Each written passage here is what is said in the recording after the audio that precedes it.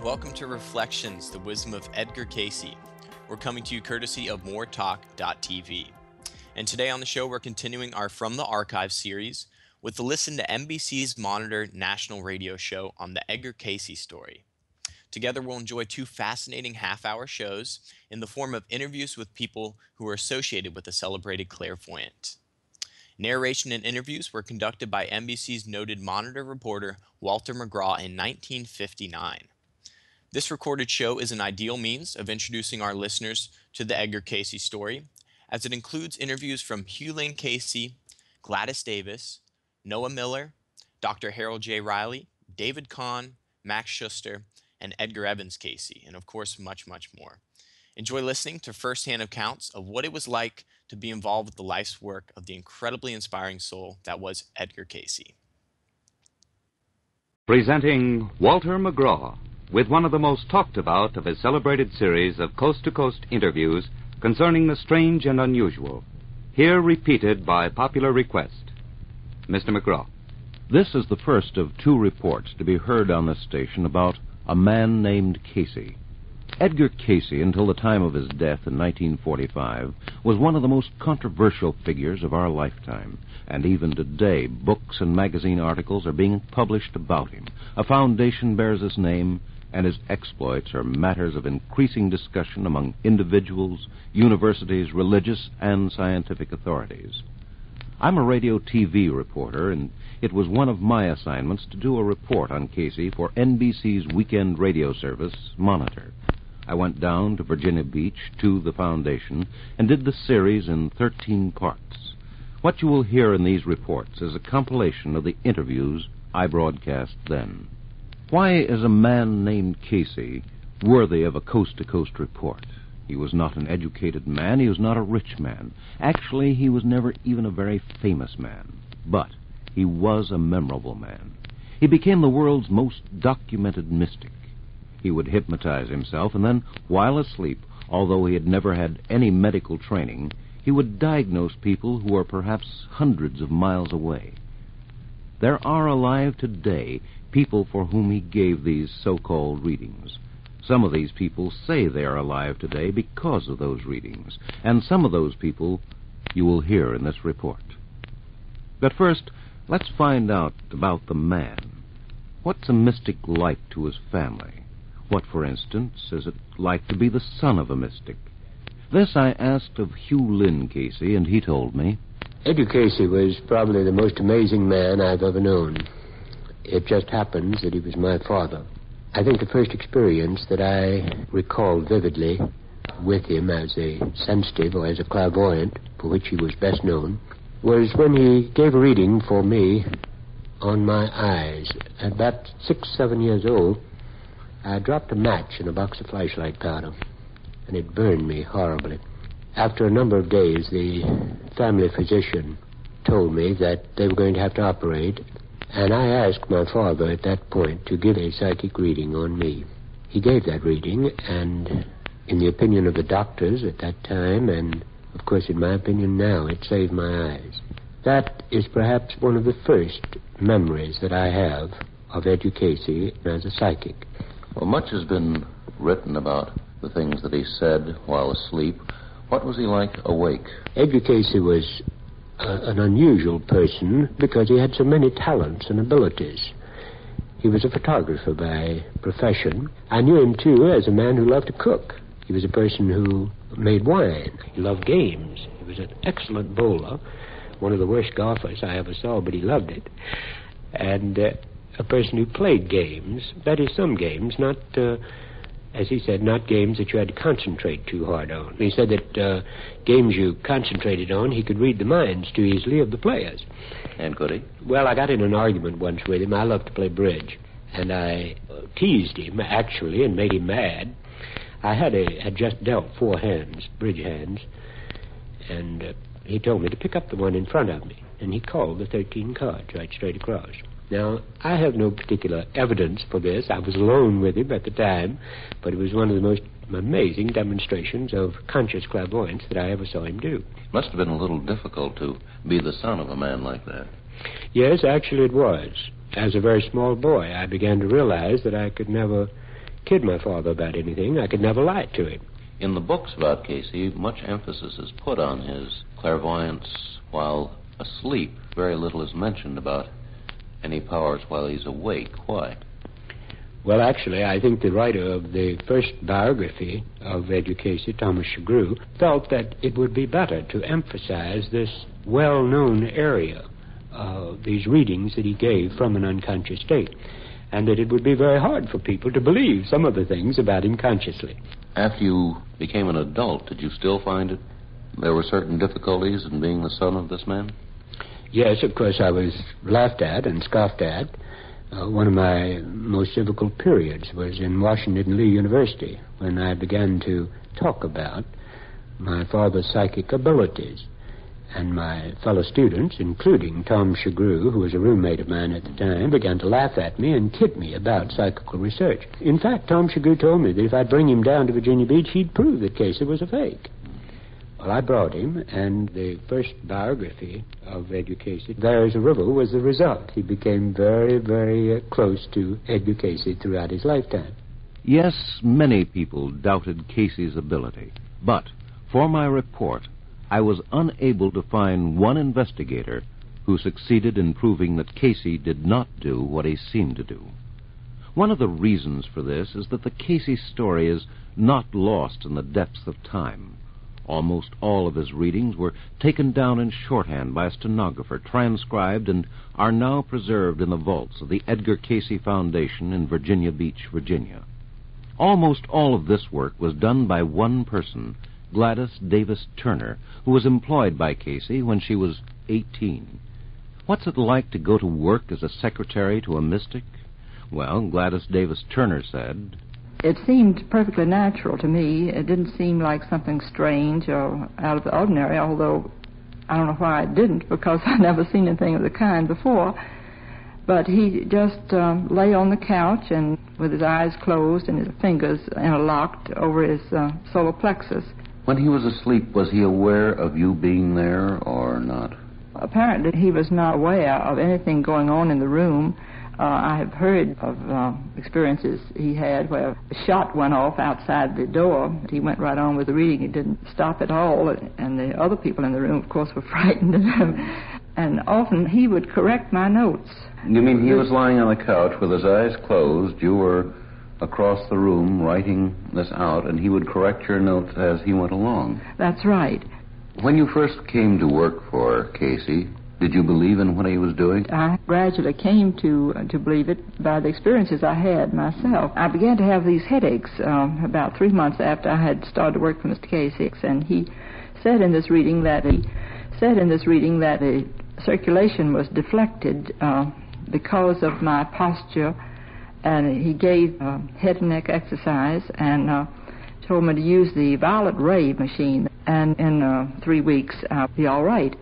And sure enough, I was. Of all the many thousands of the readings you sat through, which to you was the most remarkable? January 17th, 1925, we were at a woman's house in New York. She had invited a lot of people there to hear Mr. Cayce, and at the end of it, instead of saying we are through, as he usually did, he started on with another reading. He said, now we have Anna so-and-so in blank, Missouri.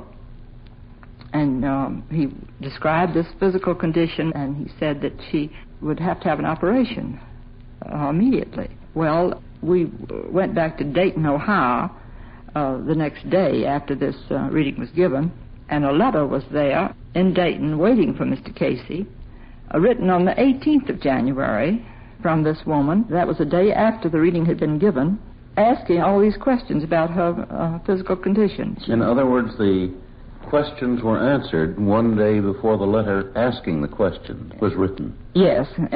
Evidently she had been concerned about the operation and was trying to make up her mind whether she should have it at all or not. And Mr. Cayce had picked up her thoughts, I suppose, and urged her to go ahead with the operation. And when she did have the operation, the doctor said that if she had waited, she would have died. But not only the people who worked for Cayce swear that he helped them. Many people who were originally skeptics claim today that he helped them. One such is a now retired barge captain, Noah Miller. Here is his story. Well, I had been having trouble with my stomach, and, of course, I guess was brought on more or less by worry. However, I fell out one morning. I come in and put our ship on dry dock, and bustling around there, I keeled over. The boys picked me up, and they carried me to the hospital. On the 9th day, they came in. They said, "Captain, we have come to a decision in your case, and we find that there is nothing much we can do unless we make an incision in your stomach to see what the trouble is." I said, "Gentlemen, that's out." Well, they wanted to know why. I said, "Well, first of all, I got 50 or 60 men over there on that dredge to take care of, and then I got a family of 6 to look after, so no incision, if you please." One of the doctors said to me, he said, "Cap, you're crazy. You may not live 3 months." I said, "Doctor, have you got any guarantee you're going to live 3 months?" So I left the hospital. So I came and saw Mr. Cayce. I was in Manteo, North Carolina, when he gave the reading, actually. Mm-hmm. But he told me what the trouble was. Excuse me, how much had you told him before about what your problem was? Edgar Cayce? Mm-hmm. I didn't tell him anything. So I was on board of the dredge over at Manteo, North Carolina, when the reading actually was given. And he outlined the trouble first of all, then told me what I would have to do regarding food, type of food, and so on. And then electrical treatments, too. My sympathetic nervous system was all shot. And electric appliances, you know, with numerous osteopathic adjustments. I finally overcame the trouble and had good health, good digestion ever since. But 3 years later, at Jacksonville, Florida, I had what to me was one of the most unusual readings. We'd had a fire in a compartment on the dredge, and I raced downstairs. When I got to the bottom, I slipped and fell on my knee, and I jolted my back. And I wrote Mr. Cayce and asked him to give me a reading. So he wrote me and said, at a certain date, making the date, and I was to be in my room on the dredge, you see. In the meantime, I had forgotten about it because I was busy, and on the day in question, why, I was 20 miles away from the dredge up at the district engineer's office. Had a conference that afternoon, you know. So when he gave the reading, he said, "We find the boat and the room, but we don't find the body." But the body meaning you? That's me, yeah. You know, when he went to give a reading, he'd usually say, "Yes, we have the body." That would be the usual formula when he'd go to sleep. So, anyway, from the influences of the body left in the room, the reading was given. And I took it to an osteopath in Jacksonville, a lady osteopath. She said it's 100% correct. But, of course, she couldn't understand how Mr. Cayce could be in Virginia Beach and I in Jacksonville, and this diagnosis be 100% correct, you see. But she carried on and gave me the adjustments. My back got better, so that was about all there was to it. Edgar Cayce was always a little afraid of his powers.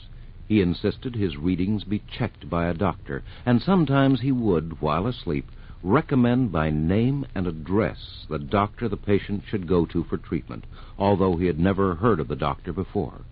A doctor who had such a patient sent to him was C.W. Irwin, who tells this story. One patient came in.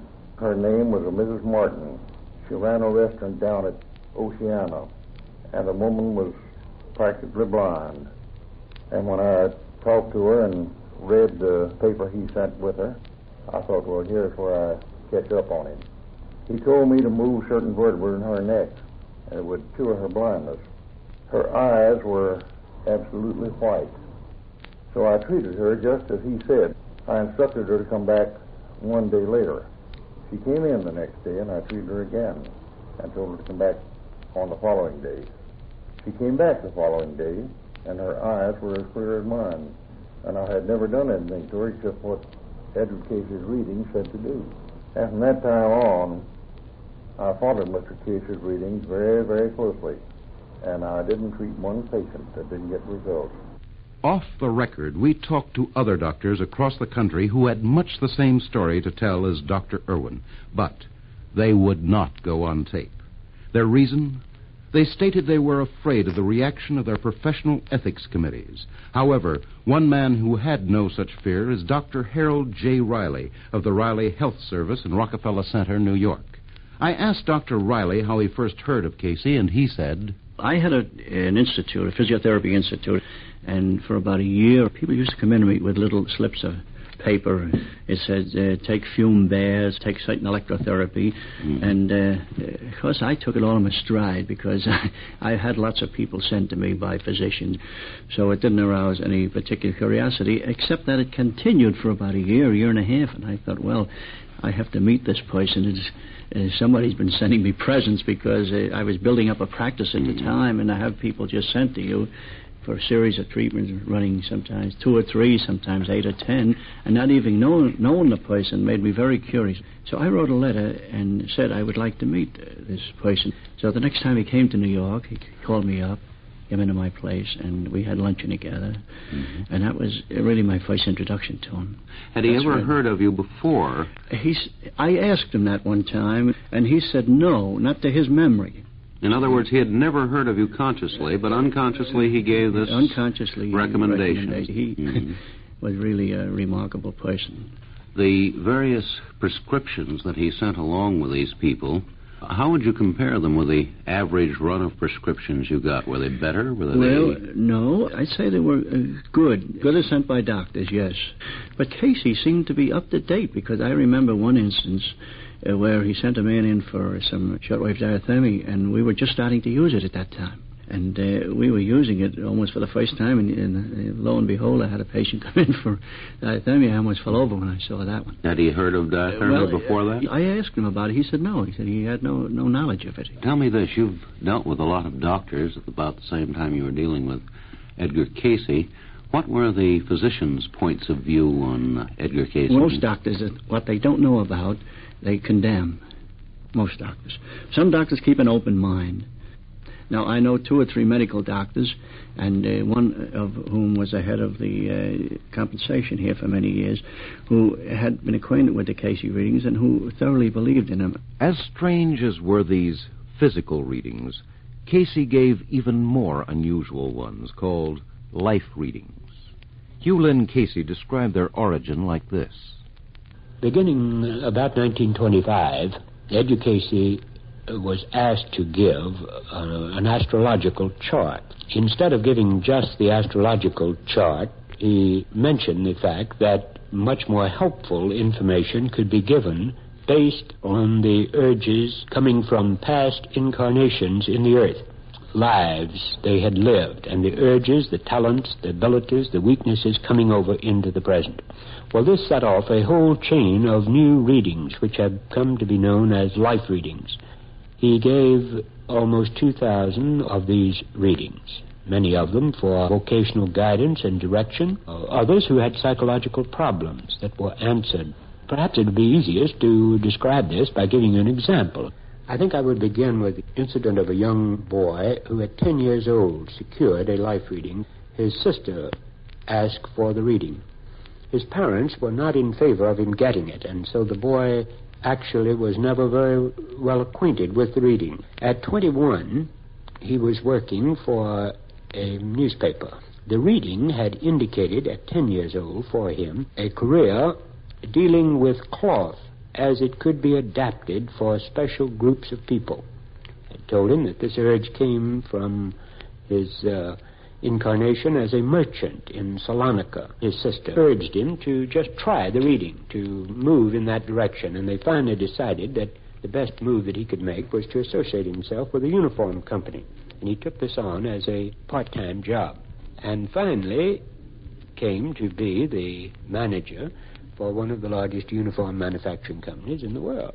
What aspects of these life readings would differentiate them from, say, any competent character reader who works as a palmist or that sort of thing?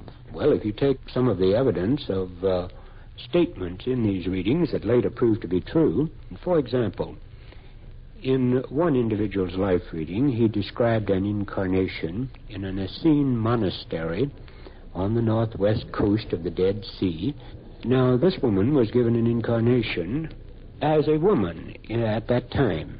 At the time the reading was given, Qumran, the Essene monastery on the northwest coast of the Dead Sea, had not been discovered. It was only a pile of rubble. 11 years after that reading was given, the Dead Sea Scrolls were discovered, and subsequently Qumran, the monastery where they were copied, was carefully excavated. In the neighborhood of Qumran were found the graves of many of the inhabitants of the monastery, and many of the skeletons were skeletons of women, in spite of the fact that some of the records seem to indicate that there were no women in this monastic order. So actual records have been found of some of these incarnations? Yes, they have. They've been found by more than one individual. Some of them very obscure records, too. Not famous personalities, but obscure records that took some time to dig out. A man who received one of these life readings was New York manufacturer David Kahn, who told us, all you have to do, or did do, to get a life reading was to give him your name and the place of your birth and the time. And from that, he then used to go back from the day of today back to the time of your birth. Then he would start backward and tell you that in your last experience you were in England, and what your name was and where you lived and what you did. And there's no way to check that, really, except finding a character of the same name and saying, yes, that person did actually live. Now, because of that experience that this body had in England, in this time, it shows itself thus and so. Well, that you could check very readily. And that is one of the experiences I had in my own life reading, in which I had been an Irishman, the aide to Lord Howe. In this time, he said the General Brehon Somerville was now the same person as Lord Howe was in those days. If I would present myself to him, he would treat me as an aide, although he wouldn't know the reason for it. And from the moment I saw him, we were friends, and for the years until his death, he treated me as he did his regular aides, although I was not in the military service under him. Did this life reading have any effect on you other than your relationship with General Somerville? Well, the life readings told me that in this day and age, I should, based on one of my past experiences, go into the wood and metal business. Well, I was raised in the food products, and I had never done anything in the wood and metal business. So I came to New York and looked for a position in the wood field, and I entered the furniture business. Well, in the life reading, when he reiterated the fact that I should continue in wood and metal, but it would be on a very large scope. I couldn't see it in the bedroom and dining room furniture business. Then radio came on the horizon. And I was probably the first man in the United States to build a console radio cabinet. Do you think that you would have done the same thing without the reading? Well, I wouldn't have been in New York in the first place. Obviously, you believe in reincarnation. Did you always? I never had any experiences in reincarnation. Neither did Cayce, until that first reading was given. And then we commenced to see so many remarkable things happen, I can't disavow it. And not only that, but many times I've been in places in France and Africa and other places, and I feel like I'd been there before. Well, the British Army had been there before, too. So I just happened to feel that that must have been when I saw it. Was your family Orthodox? Yes. Do you find it hard to reconcile the idea of reincarnation with your Jewish background? No. Mr. Cayce never attempted to take anyone away from their faith. He said that whatever the readings were, it'd make you better whatever you were. It's made me stronger in my faith. It made him stronger in his faith, to feel that God, by whatever name you call him, had given him the power and gave me the opportunity to contact him. Cayce's clairvoyance and prophecies touched many lives. His influence even went to the White House, where a man named Colonel Edmund W. Starling was head of the Secret Service in charge of guarding many of our presidents. Toward the end of Colonel Starling's career, Franklin D. Roosevelt gave him permission to write a book about his experiences with the presidents he had known from the time of Woodrow Wilson. As a result of that, Colonel Starling went to see his friend David Kahn. Kahn recalls the incident like this. Colonel Starling came to me one day and stated that since the president had permitted him to write his book, he would like for me to handle it. I said to Colonel Starling that if he would go with me to Virginia Beach and see Cayce, if the reading said that we could handle this matter, I'd be very glad to follow the instructions. and the way we went to Virginia Beach, where Edgar Cayce made his home. Cayce took off his collar and tie, as he usually did, and took his coat off and got down on his back.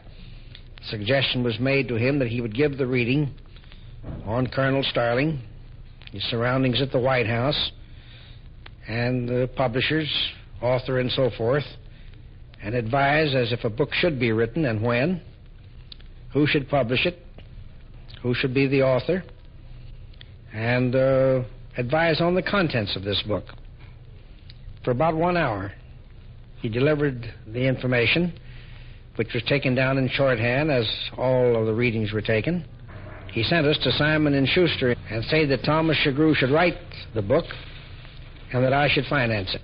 We then left for Washington, and I in turn started back to New York, coming into New York about 1 o'clock in the morning when taxicabs were very difficult to get during the war. I grabbed the first and only cab in sight. Looking around for someone to share it, I saw a man at the rear of the crowd with a large black suitcase, and I asked if he would like to ride uptown with me, and he very graciously accepted and promptly got into the cab. As soon as he entered the cab, I introduced myself to him, and he said, "My name is Schuster."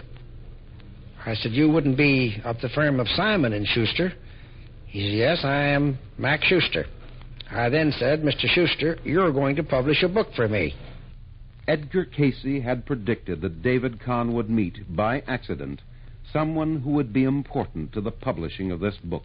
But David Kahn had never expected to meet M. Lincoln Schuster in a taxicab, nor had Mr. Schuster expected to meet Mr. Kahn. As he told the story, during the war, when there was a terrific gasoline and taxicab shortage, and getting a taxi was as hard as getting tickets for my fair lady now, and a mysterious stranger offered me a ride to my hotel, and he turned out to be Mr. David Kahn. That's how it all started. Well, what was your reaction to somebody in a cab that you'd never seen before telling you what book you were going to publish? In our profession, nothing surprises me. How did the book do? The last count I recall was about 330,000 copies. What was Edgar Cayce's prediction on the sales of the book? Do you recall?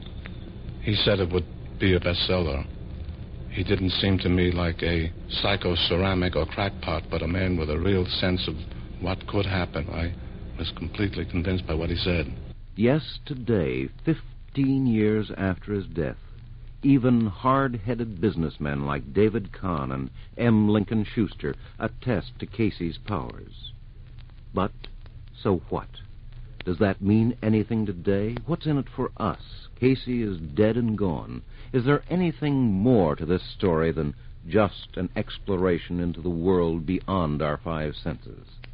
The Edgar Cayce Foundation, a non-profit organization through whose cooperation this report is being heard, answers those questions with a resounding yes. The membership of the foundation consists of all kinds of people, of all professions, all religions, all over the world. Its headquarters at Virginia Beach devotes itself to the task of organizing, maintaining, and studying the vast amount of information that came through Edgar Cayce over a 40-year period. Its attitude, of course, is non-commercial. That is, that the Cayce information is of great potential benefit to mankind, and that, therefore, all who seek information from the files should be satisfied. To this end, interested parties are invited to inquire without cost or obligation regarding Cayce, what he said, and what documents and books are now available. The address is Edgar Cayce Foundation, Virginia Beach, Virginia. That's Edgar Cayce, C-A-Y-C-E, Edgar Cayce Foundation, Virginia Beach, Virginia. Incidentally, you may be interested to know that this report is being presented at no cost to the station and that all services in producing it were donated. Now, this is Walter McGraw inviting you to be with us when we'll present the second part of this report on A Man Named Cayce. Until then, goodbye and thank you. Presenting Walter McGraw, with the second of his 2 broadcasts on this station about a man named Cayce. Interviews that have created new discussion of this amazing phenomenon throughout the country. Mr. McGraw. Until the time of his death in 1945, Edgar Cayce was one of the most controversial figures of our lifetime. Even today, books and magazine articles are being published about him. A foundation bears his name, and his exploits are a matter of increasing discussion among individuals, universities, religious, and scientific authorities. I'm a radio-TV reporter, and it was one of my assignments to do a report on Cayce for NBC's weekend radio service, Monitor. I went down to the foundation in Virginia Beach and did the series in 13 parts. What you're hearing in these reports is a compilation of the interviews I broadcast then. In the first of these reports, we heard about Cayce as a man and as a mystic. We talked to people who had seen this man of little education put himself into trance and, while asleep, diagnose and prescribe for the ills of people he'd not only never seen, but people who were often hundreds of miles away. Cayce died in 1945, and there are still many people who remember him.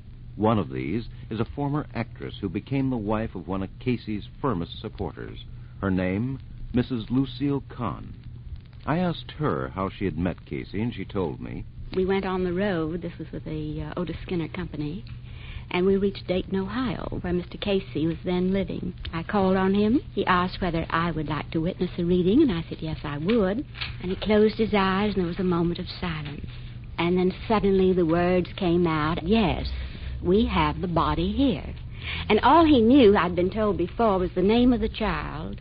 So he proceeded then to give a reading. And I was just so astonished, because of all things that he said was, this child should have a diet of just bananas. What was wrong with the child? There was a condition that had something to do with the digestive tract and the food. Well, of course, now, since then, you will often hear where doctors prescribe just a diet of bananas.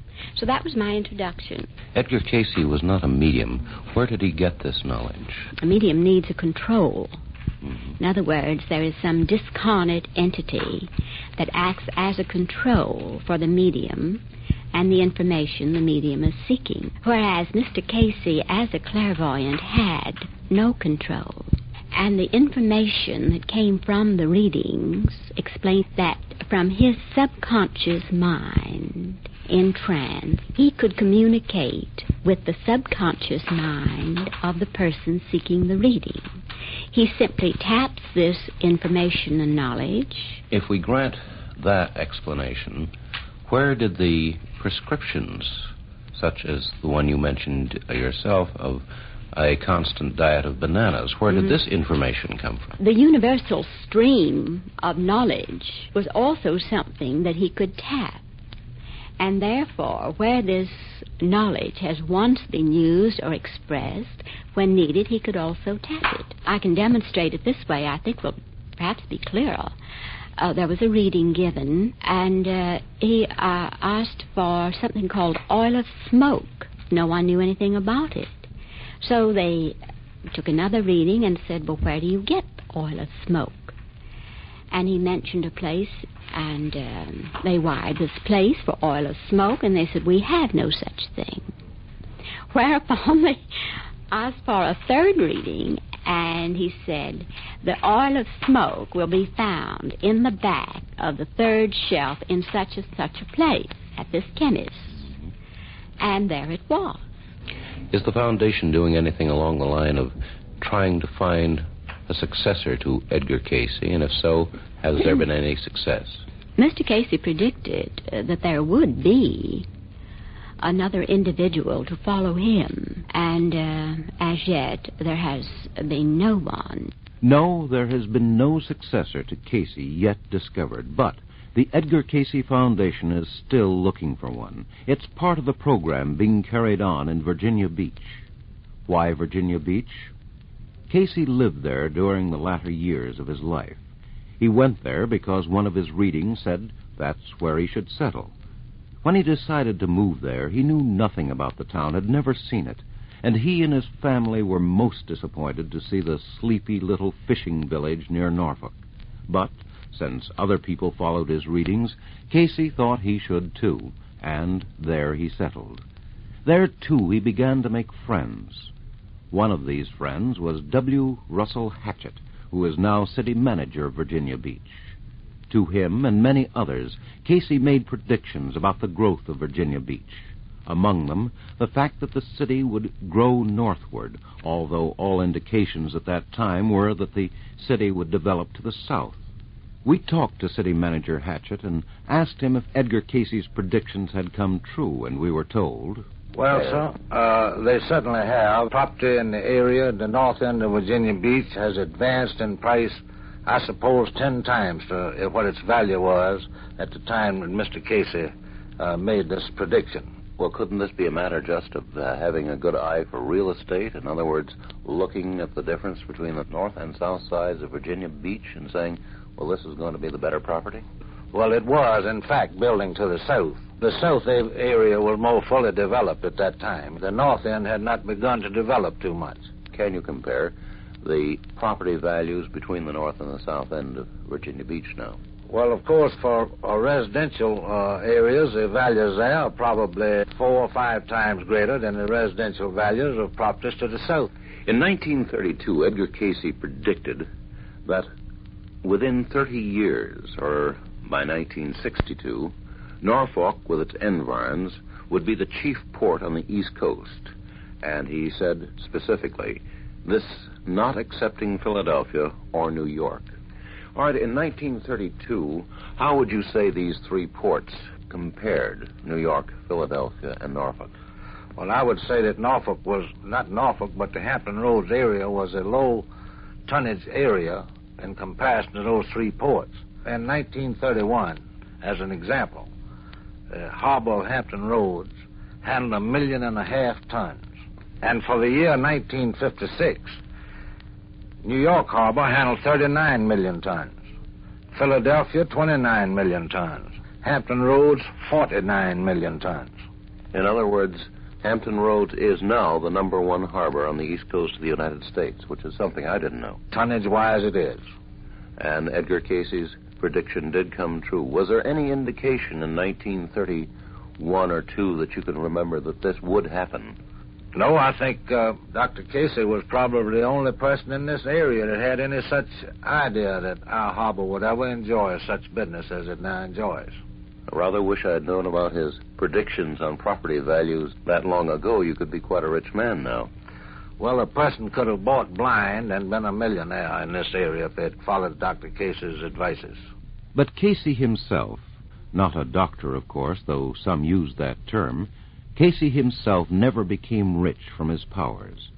As a matter of fact, he left so little that the Edgar Cayce Foundation has had to struggle to keep the many pages of his transcribed readings intact and to find means of studying them. But they are slowly making some headway in this matter. For details on this, we talked to Vaughn Shelton, manager of the Edgar Cayce Publishing Company, who told us, We have about 90,000 pages of transcribed psychic information in the vaults downstairs, and they cover practically every conceivable subject you can think of, and we extract material on different subjects, and we arrange for someone qualified to make a study of these, and we publish reports on their findings. How many reports have you published so far? Since I've been here, which is 2 years, we've published, I think, 6 new reports. How many publications do you think will come out of these 90,000 pages? Well, we don't really see any end to the publications because the point of view and the qualifications of the person who's analyzing the material come into it, so that the number of treatments of any given subject alone are endless. If someone wanted to get hold of some of these publications, how would they do it? Well, we sell them largely by mail, and it's simply a matter of writing in for our publication list. You would write to the Edgar Cayce Publishing Company, Virginia Beach, Virginia. That's the complete address. You say you have qualified people take this material and write up these studies. Do you have any problem getting the qualified people? We did for a number of years before Edgar Cayce's reputation became well known throughout the country and before his readings acquired a good deal of respect. But now we find that well-qualified people are quite anxious. The examples we have had of medical people using this information is where a particular physician who has a number of cases, say, of arthritis, and is running into some difficulties, finds that he can take a group of, say, 30 readings on arthritis from the Edgar Cayce readings, and from them get a pattern of treatment which has worked in these previous cases and, when tried, works for his patients. Do you have a study on arthritis? We do not publish this material of a medical nature now. We prepare it rather as individual collections. We make a number of copies of each of these collections and have them available for doctors who want to read them. But there are in the readings many prescriptions which have never been proved out, have never even been experimented with. This is a matter of great frustration to Edgar Cayce's son, Hugh Lynn Cayce, who says, he gave specific suggestions, systems of treatment, specific remedies at times. He gave a formula, for example, for pyorrhea. We've had individuals try this formula. Dentists and individuals have gotten good results with it, but it has never been tested statistically in clinics, as it should be, before any conclusions can be drawn about it. Why? Well, we haven't been able to get dental clinics yet to accept it or to make tests of it. You would like to have it tested? We now. would certainly like to have it tested, as we would like to have many of the systems of treatment tried. Now, he can combine many different types of treatment for one individual, and this was one of the reasons that he made it difficult to get treatments followed. For example, as far back as 1910, he was combining suggestions for medicine that required a doctor's prescription along with osteopathy or with physiotherapy or with hypnosis. And it was difficult then, and it is still difficult, to get individual physicians to combine ideas from other schools of healing. Mm-hmm.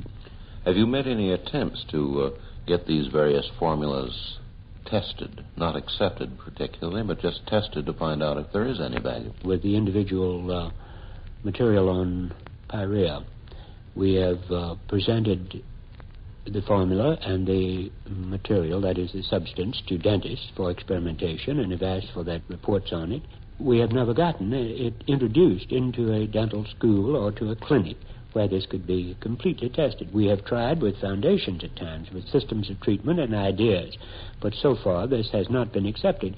The field of along the line of what diseases have you made these attempts? The work with arthritis, multiple sclerosis, epilepsy, things of this kind, where Edgar Cayce outlined specific types of treatment. We have made some approaches on this. It is difficult to get a hearing as of this coming from psychic information. In other words, none of these have ever been proved bad or harmful or fallacious. They just haven't been tested, period. That would be my point of view on it, that we have it only in individual case reports and records. And, of course, it needs a great deal more than that before you can make any decisions about its value. It needs to be done on a wholesale scale under test and control conditions. We realize that. We would be very happy to move in that direction. But if you get into the whole field of testing any information of any kind, it requires years of building up records and case histories before you can get an acceptance and the kind of money that is required to put a system of treatment or even a specific drug into a clinical or hospital setup for testing. This is a long, involved, and very expensive procedure. It requires the backing and assistance of people who are connected in these fields. And the whole field of the psychic has been so criticized and scoffed at and laughed at that we haven't been able to get that kind of hearing to the present. Do you think you'll be able to eventually? Well, we're certainly going to keep trying. But many of Cayce's readings will be proven true or false without the expenditure of money because they concern the past and future of our world. Of these, Edgar Evans Cayce said, things that were said about geology, which at the time the readings were given back in the 30s, which at that time would have seemed ridiculous. Now, recent findings have shown that these are not so crazy at all. For example, in the readings it was said that the last ice age ended about 12,000 years ago. And 30 years ago, it was thought that the ice ages were 50 to 100,000 years ago, much longer than that. Now, this has been shown, I think, to be a fact by this radiocarbon dating process, which has established that certain mammals whose bodies have been found in Siberia and Alaska and so forth, and the stomach contents examined, that this vegetation they ate and the mammals themselves are about 10 to 11,000 years old, which agrees exactly with the date given in the reading. What about the advent of mankind on the Earth? Well, it seems to be much older than people think. The readings go back to a man type of being as long as 10 million years ago. I understand there's been some bone fragments discovered in a coal mine in Italy, which are several million years old. Probably 25 or 30 years ago, they didn't think man was anywhere near that old, a few thousand years. What statements are there in the readings yet to be proved out along this line? A statement was made about the Great Lakes one time, and this was 20 to 30 years ago now, that instead of emptying into the Atlantic through the St. Lawrence Seaway, that they would eventually, the land up there would shift and rise so that the Great Lakes would eventually empty into the Gulf of Mexico.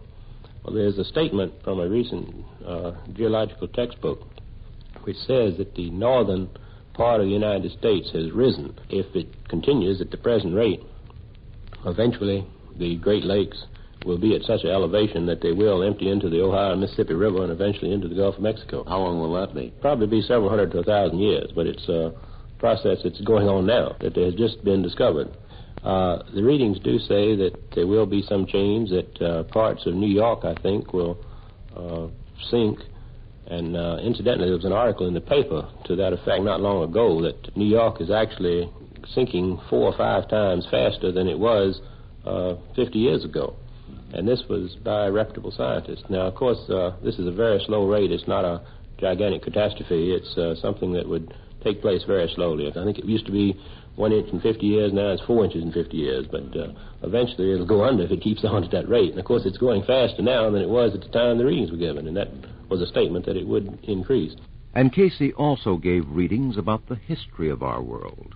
Some of these were in violent disagreement with the opinions of the day, but some of these readings, too, have begun to look better because of recent findings. An expert on this is a former history teacher who is now working with the Edgar Cayce Foundation, Peter Schultz. He said, one of the interesting things is the influence of the Norsemen on North America. We have stories to the effect that Leif Erikson and Erik the Red sailed the North Atlantic, reached Iceland and then Greenland, and then a place they called Vineland. This was thought to have been Labrador on the east coast of Canada for a long time. The Cayce readings indicate New England was also called Vineland. And on the shores of New England, the early settlers found an ancient stone tower or fort, which was there when they came and looked old at the time. Some scholars have stated that this must have been built by Norsemen long before the Pilgrims arrived at Plymouth. Besides this stone tower, there have been found various things that would be called tools or artifacts or holes in rocks, which the Norsemen used for mooring their boats back in Norway, been found in states like Minnesota and Wisconsin. Then the early British and French explorers, back in the days of early French and British penetration into the mid-continent here, found that among the Mandan Indians of North Dakota were individuals who had blonde hair, blue eyes, and were practically white in skin. And supposition is that possibly some Norwegians got into that territory, never went home again, merged with the Indians, and here were descendants of them. Any other examples? Well, scholars have never agreed on how old the Sphinx is. They say it might have been 4,000 years old, maybe it's 6,000. The Edgar Cayce readings indicate that the Great Pyramid was under construction something like 12,500 years ago. And the Cayce readings suggest rather definitely that there are records in or near the Great Pyramid that will yet be found, in which we will be able to read something of who the Great Pyramid was built by, where they came from, and what they did. Cayce's explanation of the great culture of Egypt at the time he said the pyramid was built was to the effect that much of the culture was an importation from Atlantis, this fabled continent which Plato wrote about some hundreds of years before Christ. Cayce was convinced there was a continent of Atlantis, wasn't he? The readings were so, well, they just took for granted that Atlantis had been there. How about Lemura in the Pacific? Well, that was also mentioned, and it's frequently mentioned, or at least a number of times, there is mention of Lemuria as contributing to early culture in prehistoric United States territory. For when Lemuria sank, some Lemurians escaped and settled in the area of what is now Arizona and Utah. While many of Edgar Cayce's readings seem to be in the process of validation, and many more have been documented to show that they were accurate enough to save people's lives, help them to health, and, for that matter, wealth, Cayce himself did not benefit much by the readings. In his desire to serve others, he ignored his readings about his own health and so died from overwork in 1945. Further, he died a poor man. We asked his son, Hugh Lynn Cayce, about this, and he said, Well, I think he tried to. He attempted to give information on oil wells in Texas in order to secure money to build a hospital. Spent a year or so giving readings on oil wells. He was very good at it, as long as the oil well belonged to somebody else. But apparently his readings did not work for him at this level. Do you have any reason why? I don't. I don't know whether this was a psychological block, that money was something that he feared in quantities. I don't think so, because he certainly spent it when he got a hold of it quite freely. He would worry about money at times, but he seemed to have the feeling that it was an inexhaustible supply of it, wherever it came from. In the Cayce readings, there are many prophecies that have to do not only with the individual involved, but with civilization in general. What of these have since proved out? Actually, Edgar Cayce is not a very good prophet. His work was with individuals, but in some of his readings, there have been statements that have proven to be accurate. These readings outlined some of the World War combinations of nations that were later to get together long before there was any apparent knowledge of the alliances that were to be built up. He was pretty definite about the ending of the war. I think one of the most interesting was an interpretation of a dream that pertained to the stock market crash about 8 months before it took place. This is 1929. Yes, the 1929 crash. What prophecies has Edgar Cayce made that have not yet had a chance to come true? He has suggested that there will be an appearance of land off of the east coast during the years of 67 and 68, I believe it is. Now, we don't have long to wait for that one. This would be a rise of just a slight rise of the table shelf there that exists between Bimini and the Andros Islands. There's a very shallow part of the ocean there, and he says that this is part of it is coming up. It'll come above water. Come above water and bring with it the remnants of an old civilization. Well, he's made some statements about movement of land on the west coast, and he's given an indication of how to time it. He said that there will be another eruption of the volcano Pili on the island of Martinique, and that about 3 months following this volcanic activity in Pili, that we may expect some very definite movements of land, that is earthquakes, on the west coast of America. Any indication on wars? Fortunately, Edgar Cayce did not prophesy any war. Rumors of wars, agitation, strife, but no full-scale war that, as he saw it. Whether we believe in the readings of Edgar Cayce or not, we at least hope he was right in that prediction. And whether we believe in the readings of Edgar Cayce or not, they do provide a fascinating field for study. there is the possibility, indeed the belief among those who are acquainted with the phenomenon, that thousands of the readings and the information relating to them are of great value. But, valuable or worthless, they should at least be tested, given to the service of humanity, or tossed out once and for all. This is the work being done by the Edgar Cayce Foundation, a non-profit organization through whose cooperation this report is being heard. There are many thousands of people interested in the work of the foundation. The membership itself includes people of all faiths. In recent years, numbers of serious researchers and professional men have joined the foundation to participate in its work.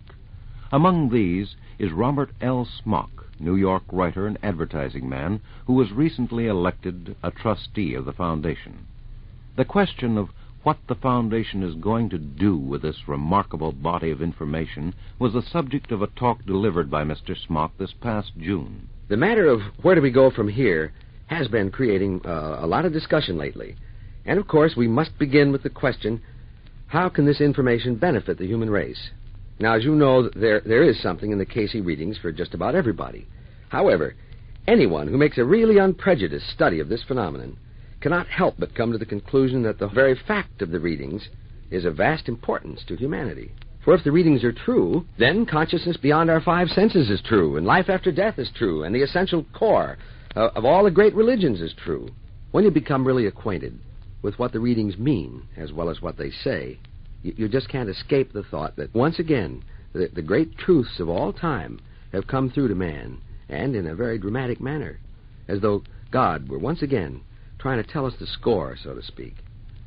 So in spite of the many varied aspects of the readings and their appeal to all manner of men and women, the essential message of the Cayce story is a philosophical, a religious one, in the sense that the phenomenon's medical or scientific or psychological aspects are means to an end. The end being that man should know the truth, that the truth may set him free, free from the bondage of war and hate and disease and crime and fear. What would any one of us give to have every man, woman, and child on earth know that God is, that love is the law of life, and that there is no death? Earth could be a paradise then, and perhaps through an ever-widening dissemination of the basic fact underlying this amazing but really simple story, we can take one more step toward peace on earth and a happier and a better life for all people. This, the foundation feels, is the purpose that unites all the interests and all the faiths of all the many different kinds of people who are working together to make the Edgar Cayce story known. It explains why a cult has not nor cannot grow up around Cayce. Merely men and women of goodwill and of many talents who feel that the story must be told in the many different ways in which it can be told. This is our goal, and this is where we go from here. If you want, at no obligation to yourself, to find out more about Edgar Cayce, write to the Edgar Cayce Foundation, Virginia Beach, Virginia. That's the Edgar Cayce Foundation, C-A-Y-C-E, Edgar Cayce Foundation, Virginia Beach, Virginia. You may be interested in knowing that this report is being presented at no cost to this station, and that all services in producing it were donated. Now, this is Walter McGraw saying goodbye, and thank you. Bye. I hope everyone enjoyed listening to our presentation from the archives today. To learn more about Edgar Cayce and his legacy past, present, and future, you can visit our website at edgarcayce.org. And we have a lot of wonderful guests lined up for you in the weeks to come, so please stay tuned. And on behalf of everyone here at the Association for Research and Enlightenment and MoreTalk.tv, I'm your host, Brenton Bickerstaff, reminding you to never give up on your dreams, and remember to treat all obstacles in life as stepping stones and not stumbling blocks. Hope everyone has a wonderful week. Thank you so much for tuning into Reflections, the Wisdom of Edgar Cayce.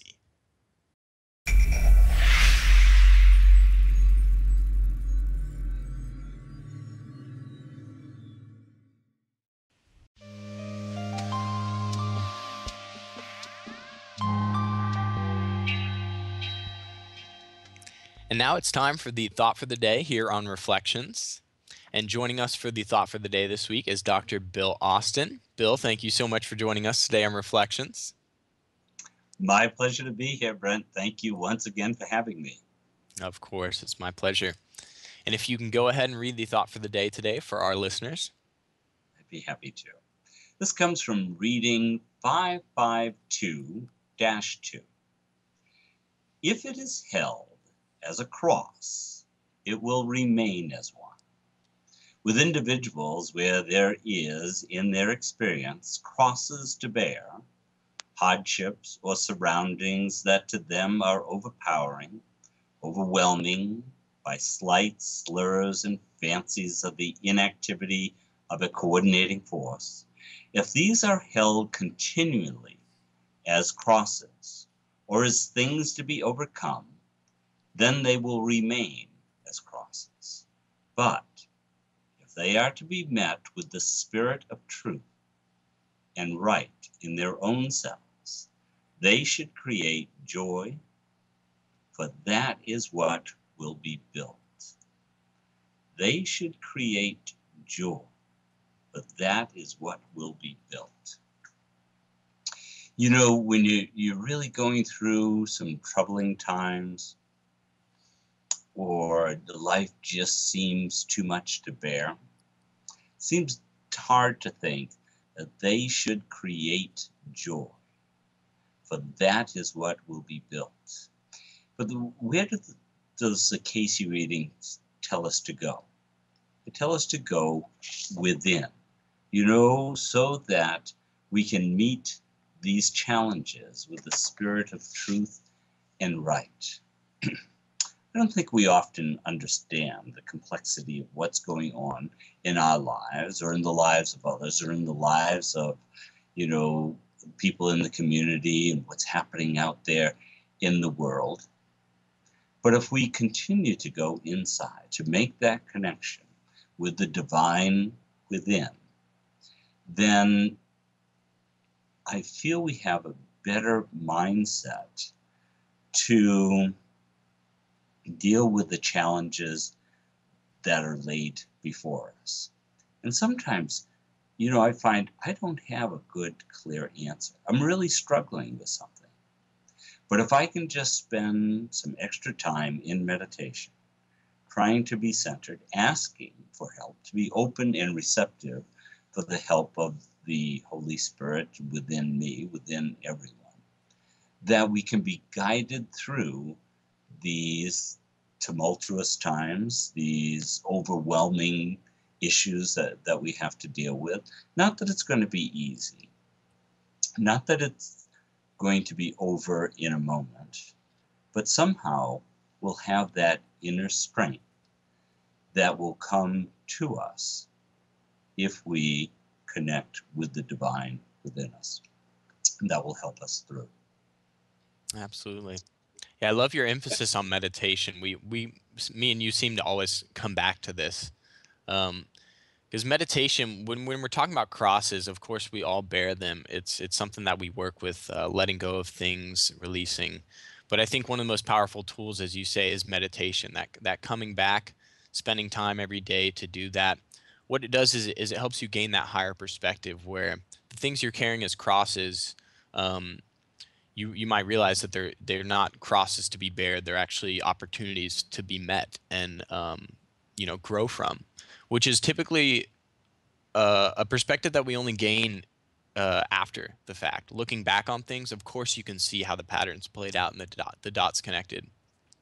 But of course, being in it in the moment, it all just seems like crosses to bear. So I think that emphasis on meditation is absolutely essential. The one thing I want to say about meditation is there's also meditative activities. To me, this has been something that I've been working with over the years, where a lot of people are not finding what they need. They're not finding that resonance with the standard meditation, sit in silence or in prayer and connect with that inner source.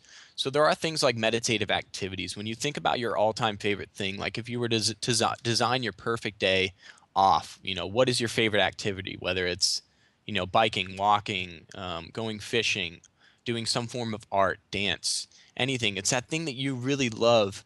To me, those are meditative activities. And in relation to these crosses, they can help you to find insight into your crosses. What's bothering you? What are you carrying? It can help you realize that you are carrying all these problems with you. And the beauty of indulging in a meditative activity is it can help to release these things and create a much more happy environment, a much more pleasurable environment. Yeah, so that's my spiel on meditative activities. Well, I'm glad you bring that up, because the readings do talk about meditation a lot, and it's been a part of my life for so many years that I feel it's something that I can go to. But there are days when I do struggle with that. And sometimes my wife Diana will take a look at me and says, "Well, don't you need to go for a walk? How about a run? Why don't you get out your bicycle?" She knows I need to burn something off, and it does become a meditative experience. The Japanese tea ceremony, green tea ceremony, is a meditative type of activity, like what you're talking about, because you really have to be focused. You have to get focused totally on something else. And sometimes you can do that through exercise. Sometimes you can do it through some sort of activity if you really throw yourself into it. And it does have an amazingly clearing effect upon your mind, and then sometimes after that you can meditate. But I would say there's probably more people out there doing meditative activities, consciously or unconsciously, than there are people doing, I'll say, formal meditation, and it can be incredibly effective for them. Absolutely. Yeah, and I think you made a great point when you said the key is really throwing yourself into it. And I think that's the beauty of a meditative activity, is when it's something that we really connect with strongly and really is something that we love doing, maybe something that's just essential to our daily life in order to kind of burn off these negative crosses that we're carrying. It can it's just, yeah, it's a really powerful tool. Sorry, I was rereading the reading there, and so many thoughts are coming up for it. But I think that's the essential point, is really throwing yourself into it, because like you said, it allows your mind to kind of clear itself for a bit. And when you're fully immersed in that activity, something that you love doing, it's really such a powerful tool. Yes. Sure can. Absolutely. Well, Bill, thank you so much for sharing your wisdom today. It's always nice to talk to you. My pleasure, Brent. Thank you once again for having me. I look forward to it. Absolutely. Well, I'll see you next week, Bill. You have a wonderful day. Thank you. You too. Bye-bye. Bye-bye.